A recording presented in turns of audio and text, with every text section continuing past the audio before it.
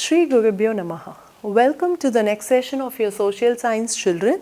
We have been already seeing about the hydrosphere, and in that we have seen about the distribution of water, water cycle, waves and importance of waves, and then in our previous session we have seen about tides, and in that also we have seen about high tide and low tide, spring tide and neap tide, and the importance of tides. So now we are going to see about a very important case study of 2004, and then about ocean currents, and then the importance of ocean currents and the need for water conservation. So we are going to see about all these in this session. So what is this case study of 2004? Yes, this is about a very tragic event for our country, and not only about our country, many countries suffered because of this 2004 tsunami attack, right? So shall we see a short video about this?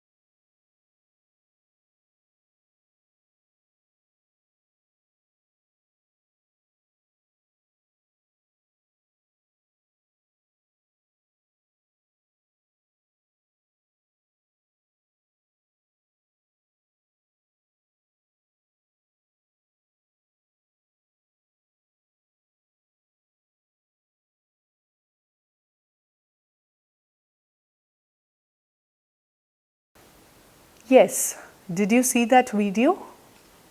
How big those waves were, how much lives were lost in that, we are going to see about that now. So this was the largest earthquakes that have occurred in the mid of Indian Ocean. Okay, so in the Indian Ocean record, this was the largest earthquake, and it surrounding continental regions were very much affected. So this affected the continental regions which were around the Indian Oceans, which happened on December 26th, 2004. So it triggered a series of some of the most devastating tsunamis in recorded history. So this earthquake which happened in the mid of Indian Ocean, this ultimately resulted in a devastating tsunami. What is meant by devastating? Destructive.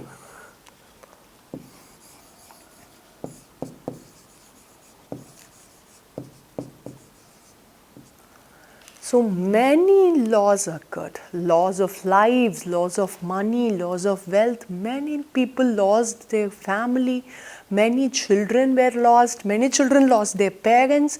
Many tragic events just happened because of this earthquake that happened in the mid of Indian Ocean. So the waves traveled rapidly across the Indian Ocean. So first what happened, this earthquake happened in the Indian Ocean, and then from that location the waves traveled rapidly across the Indian Ocean. That turned out to be the bigger size of waves, and in some places when these waves reached the shoreline, their height were more than 9 meters. So more than 9 meters means it is somewhere around 27-30 feet height. Okay, so 30 feet is nothing but 6 feet height, 5 men standing one on the other. Just imagine, 30 feet height waves were there, and the waters flooded the coastal regions of South Asia and East Africa. So these two areas were very much affected because of this tsunami. South Asia, that is the places where the India is there, Sri Lanka, all these places, Indonesia, all these places were very much affected, and then the East Africa was also equally affected. So this tsunami destroyed about 250,000 lives, and it devastated and destroyed the land and property in 14 countries. So 14 countries was affected because of this tsunami, and we have lost 250,000 lives to this tsunami. Alright. So this included, these 14 countries included Indonesia, India, Sri Lanka, Myanmar, Somalia and the Maldives. So Indonesia was very much, it was completely shattered, the country was completely shattered. And then of course India was very much affected, and all these places which were surrounded by sea were completely affected because of this tsunami. So what if we had some preventive measures earlier? This loss wouldn't have happened. We wouldn't have lost 250,000 lives, right? So if proper measures were taken earlier, right, the impact would have been much lesser if the timely precautions were taken. So previously, if people had understood about this, they would have taken proper measures, and that is how the loss of lives would have reduced to an extent. But what happened? This was a very new term for us, especially for Indians. We had never heard that word tsunami before this. Okay, so first time this happened, and the less awareness, so we did not have any awareness about such natural disaster. We did not know. We were earlier aware of earthquakes, floods. We have heard all about this, we have experienced all these, but tsunami was something completely new for us. So we did not know that we should take some preventive measures. We would have not thought that we will be affected one day just because of this tsunami, right? So that is how we were thinking that yes, we are not going to get affected with something like this. But that is how the disaster happened. Okay, so there was less awareness about tsunami related disasters at that time, so no such timely precautionary measures were taken. So we were completely affected by this tsunami, and after this incidents, so after this heavy loss across the South Asia and East Africa, many governments, what they did, they put in a alarm system which is called as tsunami warning system, which means this is fixed somewhere in between the sea, so that when they find when this system senses the waves of tsunami, the greater waves, the bigger waves, it will immediately give signal to the connected network. It is a group of network, so it will immediately alert all these GPS and networks, and so that there is also a communication server in this tsunami warning system. So that communication server will immediately alert the place where it has to be, where the information has to reach. So once the information reaches the place, immediately the government can act upon evacuating the beach, which means evacuating the coastline area. So people are there near the beaches, people majority of the people were fishermen who settled down near the seas only, no? So when they get proper communication on time, government can act immediately and they can just evacuate, they can shift people from that places at least. And it is also, so here you can see the TWS, that is tsunami warning system, uses a network of sensors to detect tsunamis. So to detect tsunamis, there is a network of sensors, and it also in place has a communication network to issue timely alarm, so that coastal areas can be evacuated. So that is what I told you, this communication system will help in evacuating the coastal area. So this is how the warning system is being established. See, each and every point, each and every network or server is connected somewhere too many connections are there. This is how this tsunami warning system works. So now we are going to see about ocean currents. So what is this ocean current? Below the surface of the ocean, there are streams of waters which flow continuously from one place to another in a particular direction. So, ocean surface, we are seeing that waves are there, tides are there, everything is there.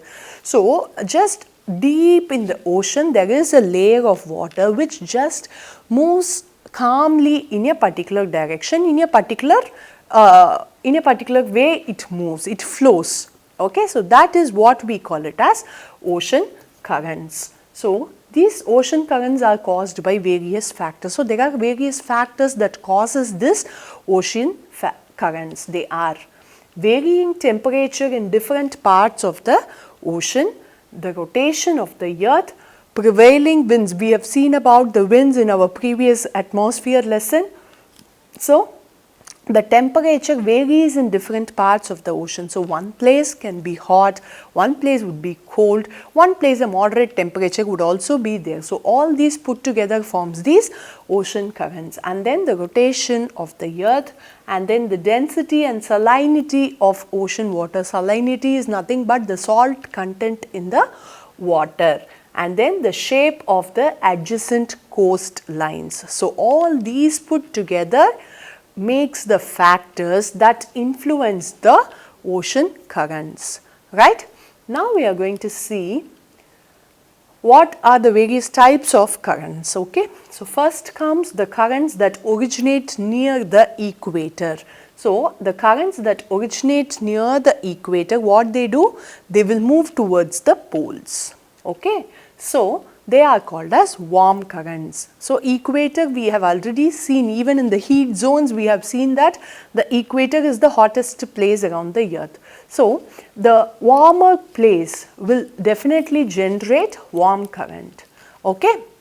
So this warm current will flow from the equator towards the North Pole and South Pole. So the North Atlantic current, the equatorial current, and the Gulf Stream are the warm currents. So all these are the examples of warm currents. So now we will see about cold currents. So there are currents that will flow from the poles or higher latitudes. So from the poles, a current that flows towards the lower latitude or to the equator, we call it as cold current. This is just completely opposite to the warm current. In warm current, the ocean current is passing from the equator towards the poles. The same way, in the cold current, the ocean current is passing from the pole towards the equator.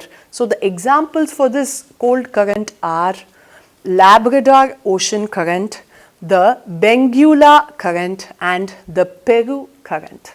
All these are the examples of cold current. So here you can see the warm current being distinguished, okay, and then here you can see the cold and salty deep current.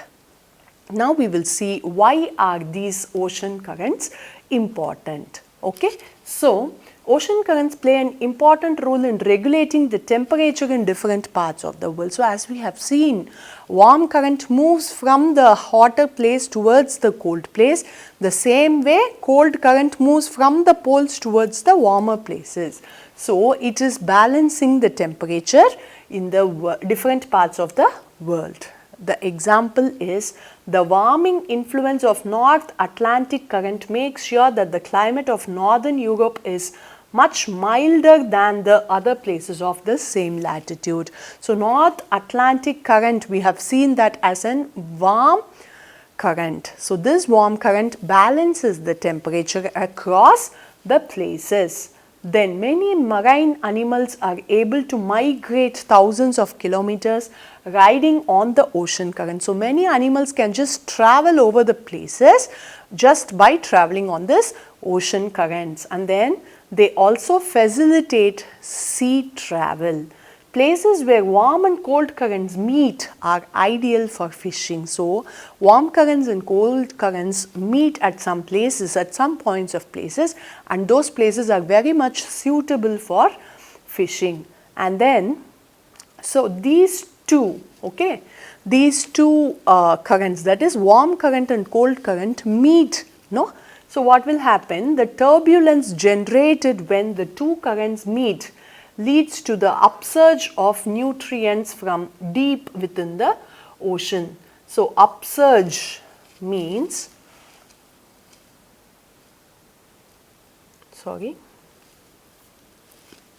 so upsurge means rise or growth.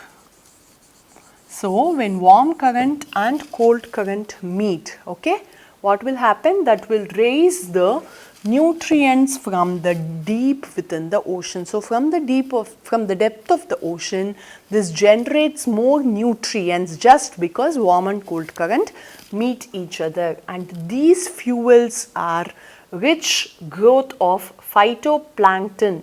Okay, so this gives rise to phytoplankton. What is phytoplankton? It is a microscopic plant found on the upper sunlit layers of the ocean, right. So, this is the just upper surface of the ocean, which in turn attracts fish and marine mammals. So, this is a colorful microscopic plant, here you can see, which is very much colorful. So, this one, right. Yeah, so this attracts many ocean mammals, fishes, right. So, this gives rise, the warm and cold current, when they meet each other, they gives up more nutrients, and the same way the microscopic plant also grows up. And then the mixing of currents of different temperatures result in heavy fog, which disrupts the movement of marine vessels. Marine vessels are nothing but the big ships, okay, so which travel on the sea. When very often these two currents are mixing up, that will end up in fog over the sea level. So, that is how the travel will get disturbed. So, at a point of time, nothing will be visible. See, already we are in the ocean and we do not know where we are. It is just a surface of water completely. So, when this fog also occurs, we will not even know which direction we are traveling. It would be very much difficult on this travel. Now, we are going to see about the need for water conservation. What is water conservation? We will see first. We all know that water is extremely important for all the living beings on the earth, and various human activities have affected the distribution and the quality of water. So, various human activities, we all know how we are contaminating the water every day, how we are polluting the water every day. Yes? And this has caused scarcity of water. So, now we are in a situation that we have to pay and get water. Think about our elders, think about our grandparents. No, they were having plenty of water in their period, but now we have to pay money and get water. So, that is a very pathetic condition. So, let us all see about what are all the activities we do affects the water resources. So, first we are dumping the waste into the water layer, right. So, dumping of waste into and near water bodies pollute all the water bodies, which makes the water unusable. So, we are just throwing away all the garbage in the water sources which are available near to us. So, what is happening? All our garbage gets filled up in that water, and it is we are unable to use the same water. And then due to urbanization, more buildings are being built which blocks the natural channels of drainage. So, there are natural channels of drainage which will help us during the times of heavy rains, okay. So, when the water is heavy flowing, what will happen? These natural drainages will just drain away the water from the place where more water is stored, so that the groundwater will also be recharged. Okay, the groundwater will also be recharged, and also there will not be any floods. So that is how our country has been there previously. But what we have did, just because of this urbanization, we have built in more and more buildings. Because of that, now these natural drainage channels are being blocked. So what will happen? More water will get stagnated in one place, and that is how floods will occur. So this leads to floods during heavy rains and prevents the recharging of the groundwater. And one more thing, deforestation poses a major threat to water conservation. So as we are cutting down more trees, we all know that trees are the main source for the rainfall, right? Because if we have to get more rain, definitely there should be more number of trees. So deforestation is becoming a very big threat for the water conservation. And then forest, why is that a threat? Because forest helps recharge groundwater, and they also helps in bringing the rain. And then large quantities of fresh water are used for varieties of human activities. So the water which we get today itself is less in quantity, and we are using it for various kinds of activities. So because of that, again the water scarcity occurs, and it adds more pressure on the water resources available to us. So with a very limited source of water, we are using it more and more, and that is how the pressure is being added to it, right? So here you can see the factory waste, the industrial waste being mixed into the water, that pollutes the water completely, that contaminates the water completely. Here you can see the garbage which is being thrown in the rivers and lake surfaces. So with this we will see another video which will be like heart-wrenching to see a water surface, a flowing river which is flowing completely with garbage, completely full of plastics. So what will happen to the creatures which live in water? Will they even live by eating the plastic things? How far we are becoming inhuman. Just have a look on this video, then we will see what should we do to conserve the water.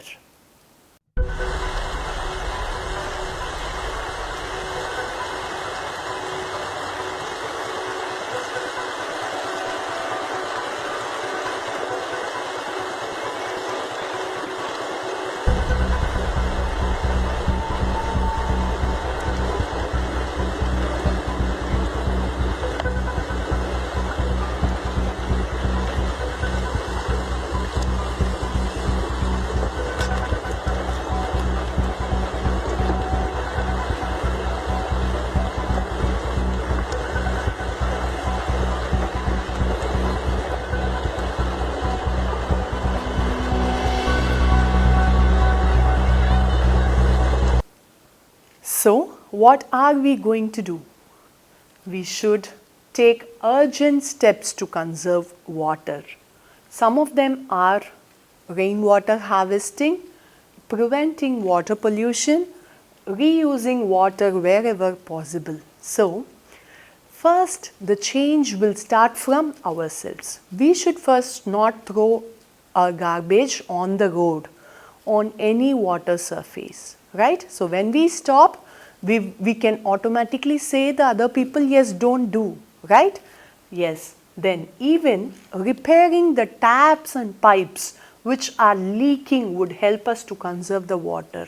So a leaking tap or pipe, whenever you see, just a small repair, when we make that, we could save a huge amount of water. Whenever a tap is not properly closed and we are passing by that place, why don't we close it?